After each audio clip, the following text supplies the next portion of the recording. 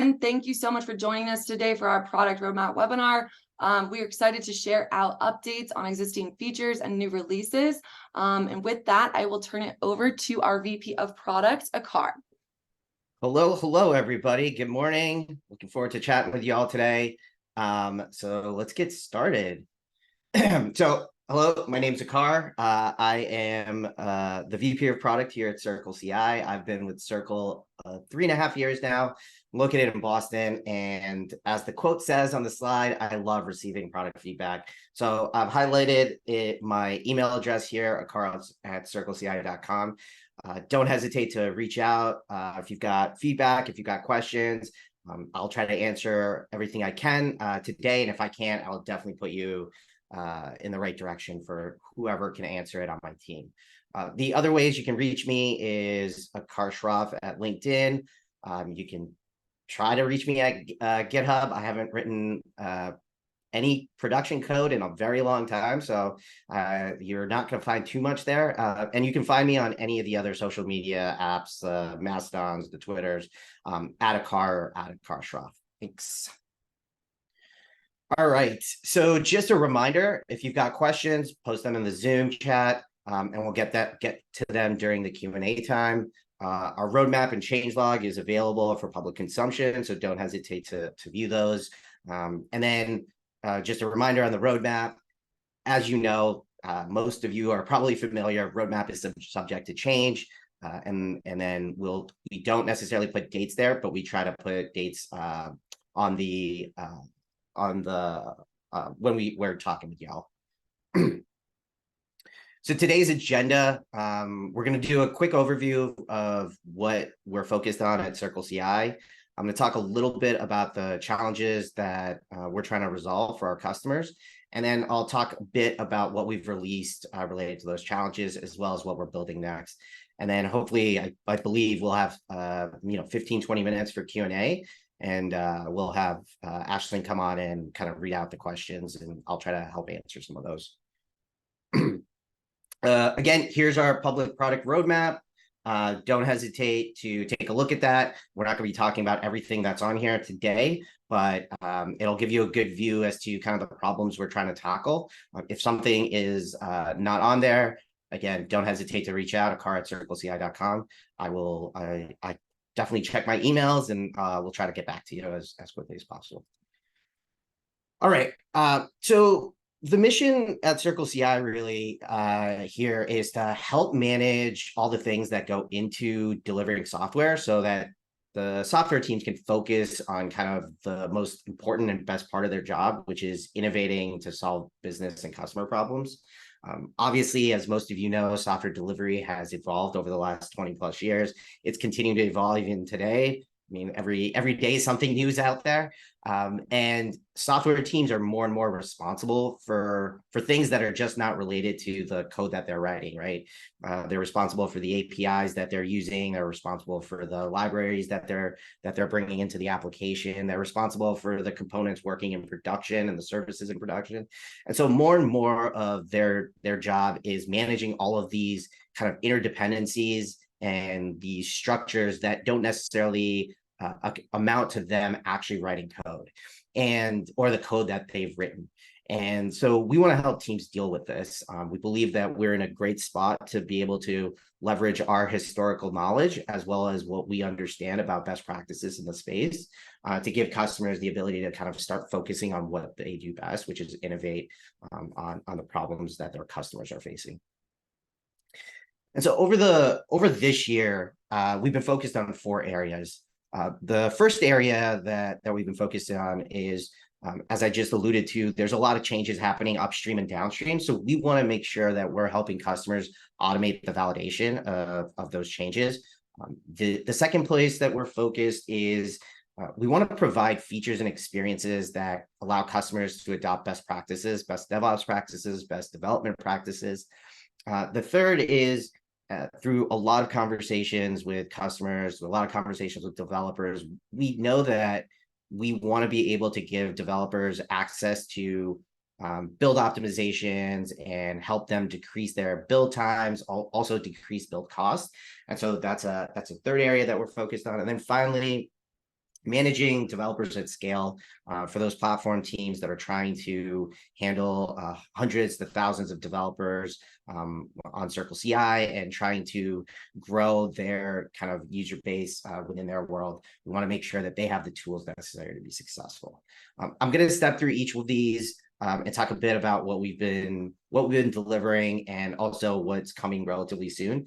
One thing you'll notice as I talk through this is that a lot of what I'm going to be talking about is actually pretty short term. We're not talking about 6 months out, 12 months out. We're talking about kind of in the next few weeks to few months. And there's a reason for that. We think about the problems at the product level in kind of two fronts. One is, what do we need to do in the next 6 months to make sure our customers are having the best experience possible? And then after we get there, what do we need to do for the next 6 months? And then, so the first thing on kind of validating everything from anywhere, we recently launched GitLab Self-Managed. It rounds out our GitLab experience. We had launched GitLab Cloud last year.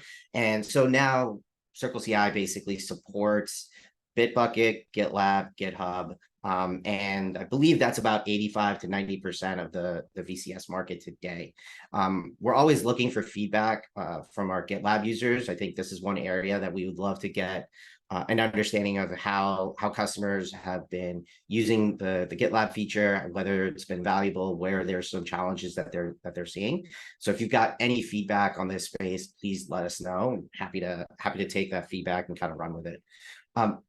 As we think about kind of the next tier of work here, I'm really happy to announce that we're opening up a preview actually today that allows customers to have visibility into what's being released. In essence, what are you deploying? Where are you deploying it? When did it get deployed? And what is the status of that component inside of any of those environments? We're also providing a handful of controls around releases, things like manual rollbacks, automated rollbacks, progressive deployments. And then our focus here is going to be to continue to iterate. We know that things like blue-green deployment, canarying, all of the challenges that we face in deploying our systems into production are the same kind of challenges that a lot of our customers are having today.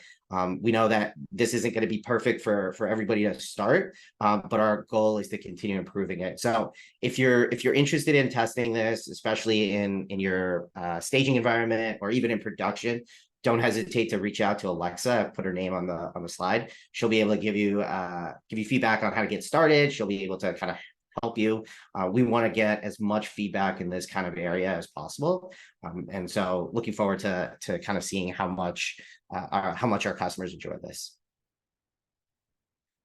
And then finally, what's coming soon? One of the things that we're going to release in the next few weeks is, a way for customers to be able to start triggering pipelines from external systems using webhooks or even internal systems using webhooks. One of the things I talked about earlier was that we want to make sure that we're able to automate a handful of things that our customers have to do manually today, or actually spinning up developer time to do. So, for example, if you have a developer that checks your latest Docker builds or containers, whenever there's a new container that's released, this tool, you'll be able to use this webhook to kind of automate that functionality as quickly as possible. We'd love to get feedback here. Spencer Franks, our PM on this, would love to understand how you would use this, or whether there's some integration points that don't necessarily require webhooks, but it would be great to be integrating with kind of partner channels. That would be great to understand too. So when we talk about trying to give the best experience and best practices for developers, we want to make sure that we are continuously focused on where developers are and where they're working. And so one of the areas that we invested in late last year into early this year was launching a VS Code extension. Today, that VS Code extension supports kind of two major activities inside of VS Code. One is it lets you see all the pipelines you've essentially triggered. So whatever your builds are running, it gives you visibility into your own builds as well as the general builds that are happening inside of your organization. It also provides you the ability to see and use a config helper to essentially optimize your config. We're going to continue investing in both of these areas. I'll talk a little bit about this in a bit, but I think one of the interesting things is that we're finding a lot of great feedback coming from the general developer community, that this has been really, really helpful for getting them to have less tabs open and not necessarily needing them to either open up their GitHub page or the CircleCI web page. So I think we're going to continue to invest in this area. One thing to note is right now we only support VS Code, but we do have plans to support other IDEs such as JetBrains, and so look forward to that over some future. And then one of the other additional areas that I think are obviously an interesting spot for helping customers is when they run into errors. One of our goals is to get them to a green build as quickly as possible so that they can deliver the value that they're trying to deliver to their customers. And so one way we've kind of focused on trying to do that is through this idea of not having the customer or the developer having to copy paste some log data, go to our docs, go to Google, go to Stack Overflow, and kind of search for the potential fix or even what the error is. And so we've actually started experimenting. We launched this about 4 weeks ago now. This idea of having a button in the experience that actually explains what the error is. So you can get guidance on what the error is, as well as some feedback on what potential ways you could solve it. Again, this is relatively new. It's an experiment. We've been testing it. And we know that right now it doesn't work for really complex cases, but where we've heard great positive feedback from customers and developers has been that there's customers who find this really useful for junior developers. And customers have also appreciated the fact that while this might not get them the real answer off the boat, like it'll get them to a point where they have the right direction. And so that's been actually really, really incredibly valuable. And so we're going to continue spending some time here iterating on this experiment. We think that, AI is an interesting kind of evolution, and our product belief is that we don't want to put AI into the product just to put AI in there. We want to make sure that we're solving the right problems. And in this case, generative AI has been super helpful. Right now, we're using OpenAI as the general LLM. However, we've kind of built this in a way so that we can introduce our own error model. So we have a error model inside of our production. It's a model that we built a few months ago to kind of provide the same kind of summarization and recommendations. So we're going to introduce that over the next few weeks, and then the other area that we're focused on is potentially allowing customers to bring their own LLM or their own model. So again, continuing to iterate on this. If you've got feedback here or like just interested in talking about how you're trying to support AI inside of your applications and projects, would be more than happy to talk about this. For me personally, this is one of the more exciting areas from a product perspective. And then finally, kind of what's coming soon in this spot here, I would say there's 3 buckets of work that we're doing. One is, we know one of the important values that we provide our customers with is general resource class availability, general different sizes, different types. And so we're going to continue focusing on that. We want to make sure we have a diverse set of resource classes that help all sort of customers. So we are looking at launching a new GPU resource class. We are working to get the new M2 Pros resource class onboarded. And then from a general kind of additional feature functionality perspective, one thing we've heard from customers is that there's a lot of limitations in our system that restrict them from larger use cases. And so we're looking at increasing concurrency, increasing timeouts, expanding resource classes for kind of the paid customer base, and then thinking about different improved caching and storage mechanisms to help, especially in the ML case where customers are running, maybe they're running training models in our system, but more likely they're running training models on SageMaker or Hugging Face or any other tools where they need increased timeouts as well as storage of larger Docker containers. And then finally, as I alluded to with kind of the experiment that we just ran with error summarization, we've been having a lot of conversations with developers who are building or trying to build AI-enabled features within their product, or even just AI-enabled products in general. And it's a kind of moving target because there's so much changing day to day here.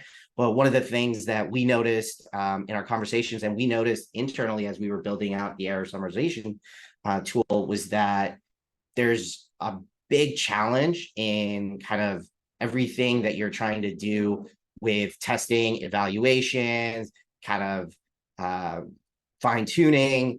And so that's an area that we're really, really focused on, especially because a lot of what we're seeing out there right now is a lot of manual testing, keeping things inside of spreadsheets, keeping things inside of text files, whether it's your prompts or your data sets. So this is an area that we're going to be pushing out a few things over the next few weeks that I can mention in a little bit. And then on intelligent automation, I think, as I mentioned, our goal really here is to help customers optimize their builds, really drive down build time, drive down cost. And one area that we've been focusing on heavily is testing. One of the reasons why is we know that is one of the, in terms of job time on our platform, that's one of the longest running job times on our platform, right? You're running all your entire test suite. So we launched something recently that's been a game changer for our customers, essentially allowing customers to have a shorter time to feedback. When your workflow fails and it's because of a set of jobs or flaky tests, we know that having you try to rerun that pipeline is probably not going to be of value, because now you're going to have to run your entire test suite again. And so what we recently launched was this ability to rerun just the failed test, right? Taking the ability of not having to do everything, but only the segment that's been failing. And a lot of our developers have seen a great reduction in runtime on average when rerunning failed tests. So in this area particularly, we're spending a bit of time on kind of 4 major things, and I'll talk about them really quickly, but happy to discuss them offline or in the Q&A later too. So one area we've been experimenting with internally is what we're calling self-healing pipelines. When we see a test, if we know that we know what the fix is, or we can test the fix relatively quickly within the container, we will actually figure out what that fix is and put a PR in that the customer can either approve or reject based on what we've kind of understood, giving the ability for customers to now actually take on the notion of not having to deal with the easy issues that prop up, and making sure that we can help get them to a speedier point. So that's one thing that we've been internally testing. We're hoping to roll out as an experiment over the next few months. Conditionality is another area we want to add. We want to make sure that customers are able to introduce conditionality into their workflows and pipelines, so that if something fails, you don't necessarily need to fail everything.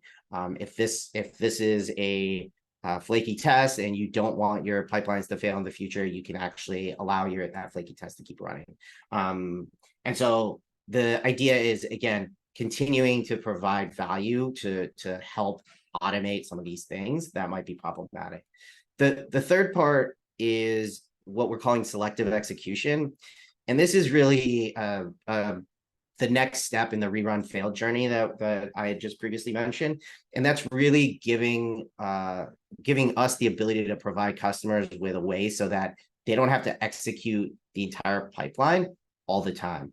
If we can understand what the diff is, if we can understand what's changed, can we just test what has changed? Can we just run the pipeline for the things that have been impacted?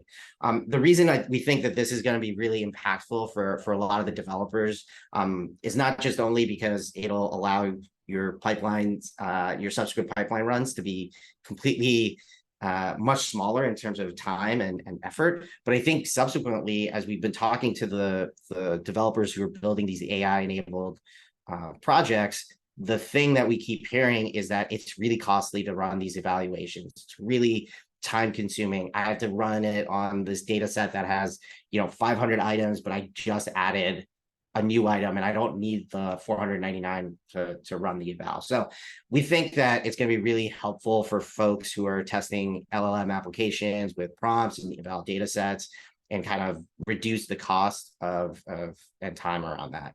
And then finally, one area we consistently hear about challenges is that teams actually don't have the time to optimize their builds. I'm sure some of you who are on the call today are probably developers who are doing CI on the side just so your company can keep it running. And you probably don't have time to continue thinking about test parallelization or the newest resource class or what have you. And so the thing that we're working with rolling out is an image of what you see on the side, where we will provide recommendations through PRs with context, giving the developer, the customer, what the impact for this change looks like, as well as how to easily accept it, right? And what the cost looks like. And so the goal is not only to provide a config recommendation, but it's actually to give you the ability to adopt that recommendation without significant overhead on your side. You just have to merge the PR, and all of a sudden you are taking advantage of the newest resource class because your previous set of jobs are hitting memory limits or something along those lines. So I think those are the four kind of areas from an intelligent automation perspective we're focused on. I think it is going to be really impactful for a lot of our developers, and we know internally we're finding value in some of these already. And then from managing developers at scale, thinking about the platform teams, I'd say there's three things that over the last few months that have been really impactful. We're now giving customers the ability to run containerized jobs on ARM. We're calling this ARM Docker. I think it's been getting great feedback from customers on this. We launched M1 earlier this year. We just recently launched M1 Medium, and we changed our pricing for M1 Large. We are also in the process of launching M2 Pros. Our goal is to be ahead of the game as new Mac hardware comes out. We don't want to go a year or 2 years and waiting to get you all access to it. So our focus is going to be how do we deliver newer hardware, so you all can have access to do the testing you need to there. I think the second piece here on the Mac side that's important to note is one of the things that we've adjusted in the last probably 12 months is our Xcode release cycle. We previously were about at a week where Xcode, Apple would release a new Xcode. It'd take about a week for us to release our version of the Xcode image. Recently, over the last 10 months or so, the team's done a really great job to drive that from 7 business days down to 48 hours. And we're actually working to drive that down further. I think one of the goals, again, is to give developers access to the latest and greatest without having to worry too much. And then finally, we launched the config policies for our scale customers last year or earlier this year. And one of the things that we've done recently is launch soft failures. So for those that don't know, config policies gives platform teams the ability to set up a policy so that all the configs within their organization can follow that, whether it's you need to include this authentication orb, or you need to make sure that you have this deploy job always going through these steps. The idea is to give a bit more control from a security perspective. But one of the challenges that teams have had as they've started using this is that the policies ended up failing all of their downstream pipelines. And so one of the things that we've done is introduce this idea of soft failures, where it gives warnings to software teams as they're building pipelines and building and testing and not supporting kind of what the best practice requirements are within their organization. Coming soon in this space, I would say two major things. One is on the API side. We're continuing to evolve our API. We're about to we're working on usage report API, which is granular job level data for usage. So customers will be able to take that, push that into their own kind of data store or whatever they want to be able to analyze usage and be able to charge back to their constituents. The other piece that's important is job-based API keys, where we're working on introducing what customers will be able to take advantage of, where they can have secure access to the CircleCI API within jobs without having to store long-lived secrets. Speaking of secrets, one of the other areas we're really focused on over the next few months is integrating with secret stores like Vault. We don't want to take responsibility for all these secrets and that you're storing in context. We think that it's best that you have the ability to kind of use best in class to be taking advantage of that. And so we want to make it really easy to take advantage of secret stores like Vault. We've been pushing heavily on OIDC. We think it's going to be impactful for customers so that they don't have to constantly think about security keys and rotations and things like that. And finally, on this side, I would say helping customers manage their developers and at scale is going to be really important for us. One of the things here is permissions, user groups, granular permissions, and being able to kind of manage that, as well as a lot more controls over things like data storage. So that's coming. And then finally, the other thing I'll talk about here from a very specific product perspective is we have an on-prem solution called Server. We're about to launch Server 4.3. One of the areas that we've been spending a lot of effort on is just improved reliability and maintenance. A lot of our server customers have, don't want cloud because they can't have it because of security reasons. But obviously the value of cloud is maintenance, reliability, kind of all of that fall into the realm that you can just give that to the provider. And so that's an area that we focused on. And then we're also introducing new features like config policies. And so I think a lot of our server customers are really excited about that. So I don't got a lot more to talk about, but I think there's 2 points that I want to make. One is on reliability, because I think it's super important. We take to heart at CircleCI that our customers trust us to run one of the most important parts about their kind of delivery process. And we understand there's nothing more important than making sure that we're providing consistency and availability so our customers can deliver their products and their updates to their customers. And so we've invested in this area over the last year a lot. We've tried to do as much as possible to what we would say and what we call internally protect the critical path, which is making sure that the core engine that runs builds, that runs tests, should be separated and protected at all costs from any upstream and downstream services. If the only thing our platform does for our customers is to efficiently run their builds, we're successful. And so we want to make sure that we're consistently doing that. And so that's what we invested time and effort into since last September. And we're going to continue investing in this spot where we're looking at things such as, redundancy. We're looking at avenues such as how do we help when third-party systems have downtime? What can we do in those cases? And we're also working hard to make sure we're incredibly transparent with status updates and comms, and so that they're easy to digest too. And so one of the points I'm trying to make here is that we're investing in this. We're going to continue investing in this. There is a set of blog posts that are on our website. There's a link at the bottom of this slide that will basically every 4 to 6 weeks, we try to give an update on reliability. We try to tell you what we're working on, what's changed, what's the impact that we're seeing. And again, we're going to continue working towards this. I don't think this reliability challenge will ever end for us, but I think it's always great for you all to know that it is a focus of ours and it's something that we're working on. And then lastly, one last thing that kind of I'm excited about, and we've got a team working on that's that's taking advantage of kind of being able to move fast really is we've launched something that is to the edges of what CircleCI offers, and it's really more so to build value into the developer community, provide value back in.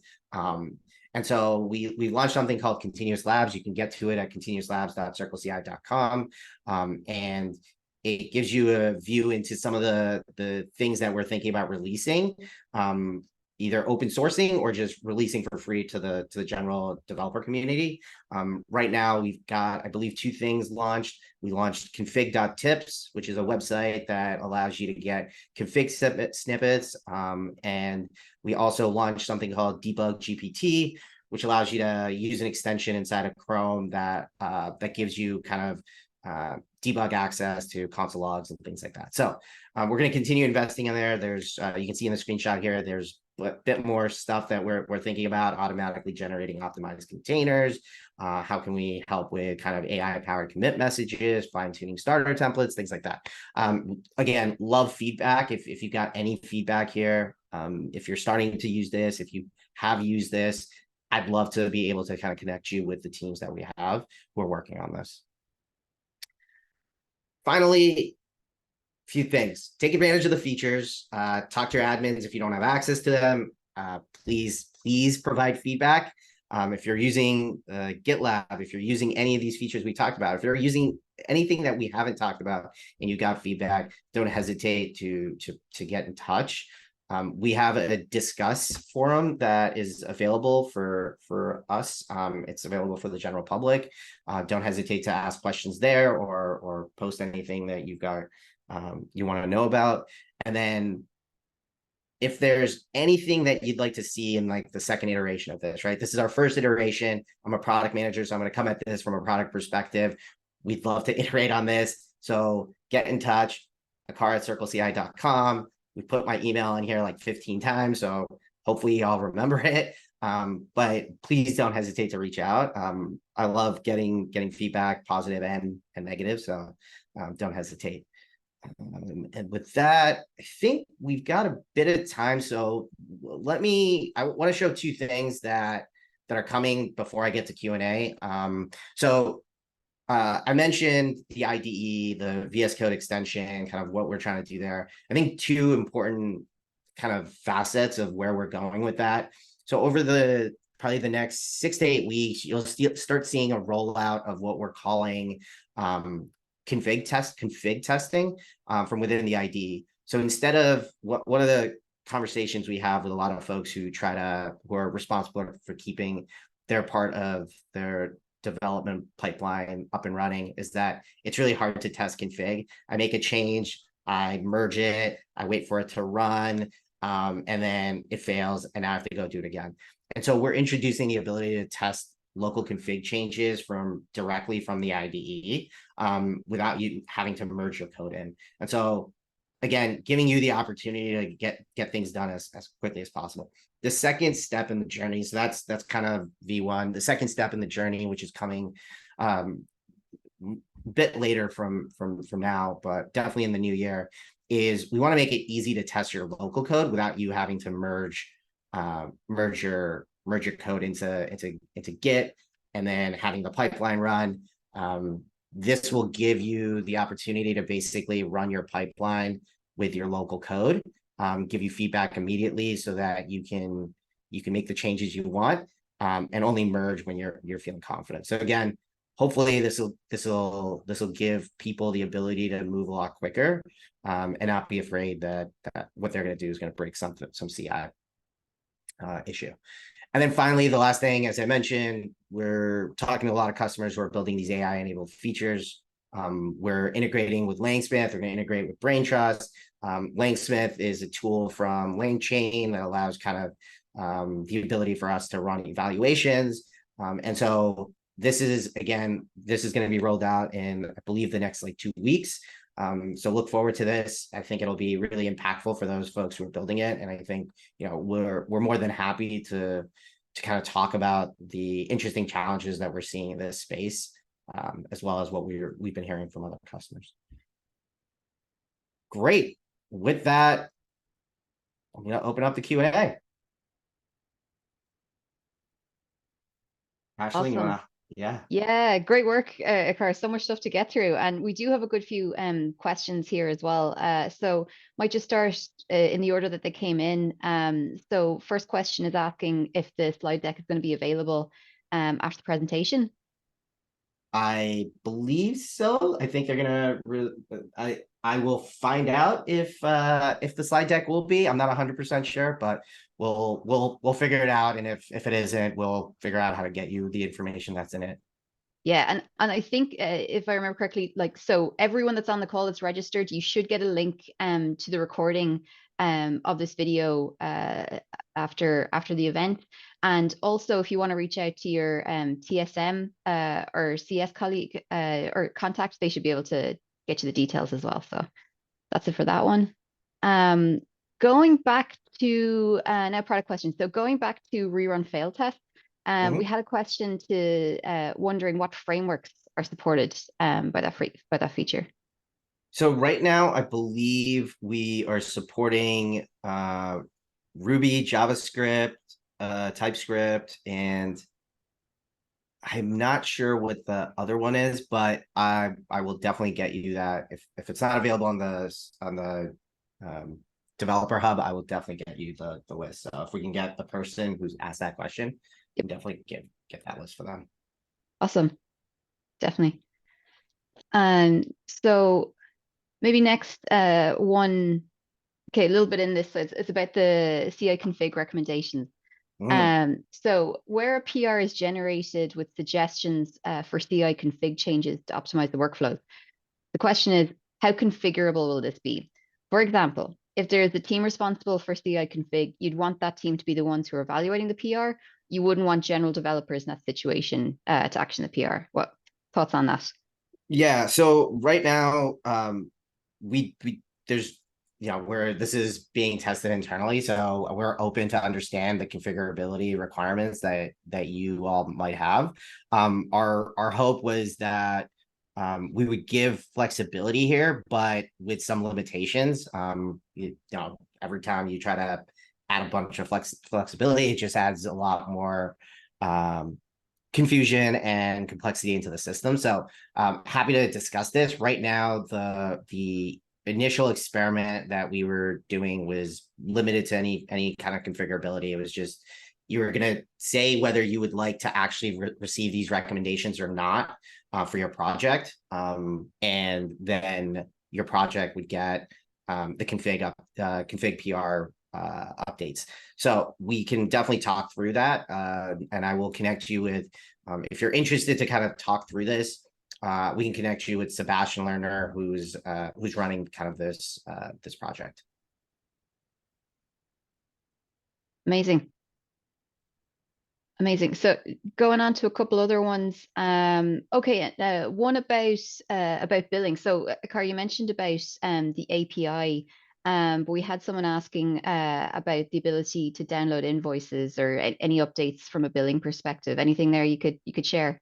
Yeah, so we will build. So there's a few things that we're going to be doing here. We haven't prioritized this at the top of the list on the billing front. So one is introducing the ability to download invoices from the plans UI page. So when you go into CircleCI and you go into your billing/plans UI page, you'll be able to download invoices, not just the usage reports that exist today. So that's one. The second thing we've talked about is allowing visibility into who your TSM is, who your DevOps customer engineer is, into the experience, so you have a bit more visibility, so you don't have to rely on kind of memory for those types of things. So we're definitely going to be doing a few of those. It's not prioritized to be done by the next few weeks, but it's definitely been something we've been discussing internally to get done. At least whether it's by the end of our Q4 ends in January. So whether it's by the end of Q4 or by Q1, where it's definitely a list. It's on the list and it's something we're talking about. Amazing. Great stuff. Got just to run into the end of the questions, but still got time. So if anyone else still has questions, either from what's come up in the Q&A or anything that we covered, please type them into the Q&A. one that's here is someone saying like they really liked how you described the self-healing pipelines concept, but maybe could you give some examples of like how do you expect this to be used in practice? Just get some ideas flowing with it. Yeah, so the way I would imagine this being used in practice is you are pushing out a build, and one of the things that happens is there's a small failure, whether it's a missing quote or I don't know, missing semicolon, I don't know, some small thing. What we would do when the failure happens inside of the container is we would then try to understand what that failure is and what the fix could be. And then we would make the fix locally, see if it works. If the test passes, then if it does, we would put in a PR that recommends the fix, right? The idea is how can we stop folks from worrying too much about some of these things, which may not have to do with a business error or business logic issue, but it's more some of these like syntactual or some small tweaks that may be causing problems. So the idea is, again, nothing around the complexity of the feature. Is to start really simple on the easy side. And we've used it internally a handful of times, found good success. We demoed it a few months ago at some event, and it got really great rave reviews. So it's something that we're trying to see how valuable it will be. Again, I think everything in this space is, I tend to use the term experimental because I think we are just validating whether the value is there and whether customers will find it important to actually leverage. Hopefully that answers the question. I'll let you know if you get any follow-ups in the chat. And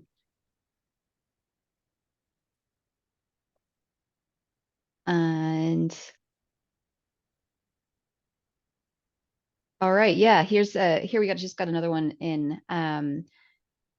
So you mentioned that the AI will test the patch locally before making a PR with a suggestion. Will that local run be something billed to customers, or will this pipeline be independent to their general usage? Yeah, great question. Right now, we haven't split out the test from the actual billing. So I think what we'd want to do is we give you the control whether you want to leverage this feature or not, and then we'd figure out whether it's worth splitting that test and billing spot out.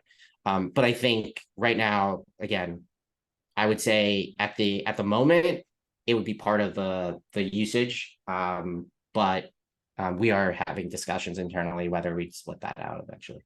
Again, all of this is our goal is not to provide this and just have it be available and you can't turn it off or turn it on. We want to give that flexibility on that. There is a question on the update or executor versions. I think the question is around how can you look at helping update orbs on a consistent basis? And I think they mentioned something like Dependabot, CircleCI. I would say, I'd say one of the things that we're looking at is we actually have a team focused on orbs. We're looking at two pieces on the orb side. One is testability. We want to make it easier for people who are building orbs to be able to test orbs. That's something that has been a conversation point with not only customers, but internally. Like, it just feels like there's a value add that we can provide there. The second piece on the update side, we haven't actually looked at updating orbs and executive versions, like similar to Dependabot, but I would say that the config suggestion that we've been toying with has kind of the similar idea. And so I would say that we would probably leverage the feature set that we're building for the config suggestion to help with that.